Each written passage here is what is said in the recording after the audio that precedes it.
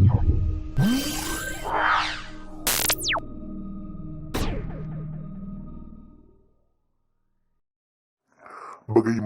pendapat Anda tentang bansos rentan yang dimanfaatkan untuk kepentingan politik? Assalamualaikum warahmatullahi wabarakatuh. Memang pada saat ini bansos seringkali dimanfaatkan oleh orang-orang untuk kepentingan politik. Hal tersebut jelas sangat disayangkan karena seharusnya bansos menjadi suatu perbuatan yang mulia dan disalahgunakan hanya untuk nafsu politik semata.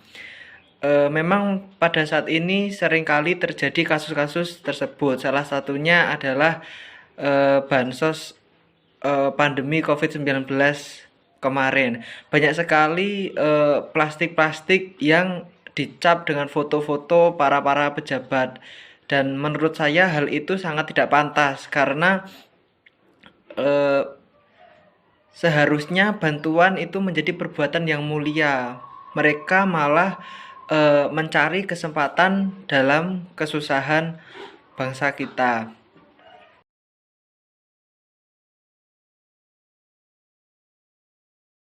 Tanggapan terkait terjadinya kasus korupsi bansos apa gitu.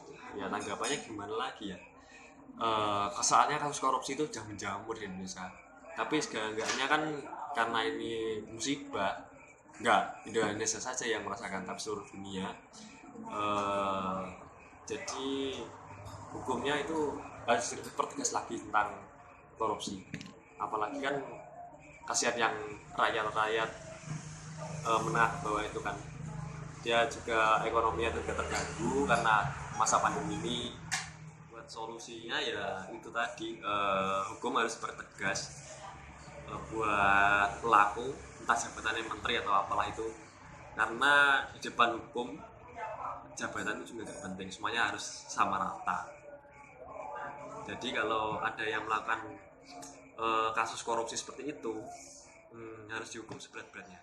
Ketika kita melihat permasalahan ini kan berakar dari permasalahan yang amat kompleks dalam proses penganggaran, pembiayaan dan kemudian penyaluran dari dana bansos itu sendiri.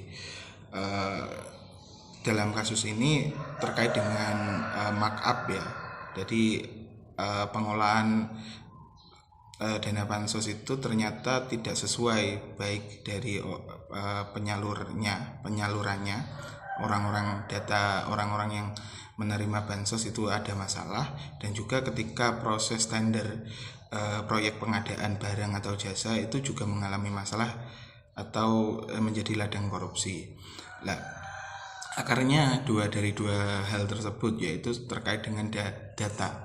Nah, ini maka salah satu yang penting untuk dilakukan pemerintah adalah pemutahiran, pembaruan data-data, dan juga indikatornya harus cukup diperjelas agar dana yang disalurkan dari pemerintah itu tepat sasaran.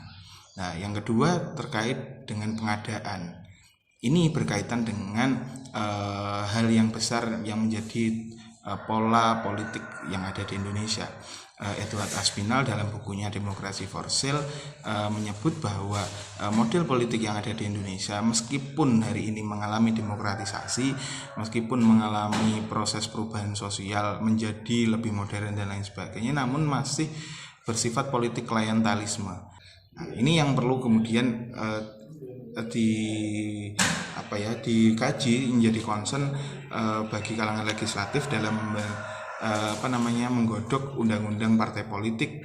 Harus jelas dana dan lain sebagainya itu alirannya dari mana, dan juga bagaimana agar pesta politik tahunan, 5 tahunan ataupun berbagai politik elektoral itu bisa seminimalisir dengan biaya yang amat rendah dengan kualitas yang lebih tinggi.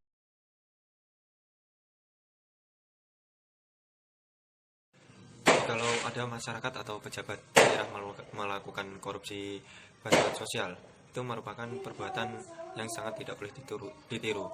Mengapa perbuatan itu jelek? Karena di situ mengambil hak semua orang yang mendapatkan bantuan sosial tersebut. Dan ditilik dari korupsi tersebut. Korupsi dilarang oleh agama dan perbuatan tidak baik di pandangan semua masyarakat. Selanjutnya, korupsi bantuan sosial digunakan untuk kepentingan politik. Kepentingan politik yang sangat tidak baik dan ada campur tangan dari korupsi bantuan sosial. Maka dari itu, kepentingan politik itu sangat cacat sekali karena ada campur tangan dari korupsi bantuan sosial yang seharusnya diberikan kepada masyarakat yang membutuhkannya. Berarti dari sini masyarakat atau kepala daerah yang mengkorupsi bantuan sosial tersebut untuk kepentingan politik itu sangat tidak baik dan cacat pemikirannya. Karena apa? Kepentingan politik diikut campurkan dengan bantuan sosial, pun itu bantuan sosial didapatkan dari hasil korupsi. Itu sangat-sangat tidak baik. Dengan terjadinya korupsi bansos yang dilakukan oleh Menteri Sosial, menjadikan kepercayaan masyarakat terhadap pemerintah menjadi menurun. Oleh sebab itu, seharusnya pemerintah lebih meningkatkan lagi pengawasan seperti pada pendataan yang menerima bantuan, kemudian proses verifikasi data yang valid bagi para penerima bantuan,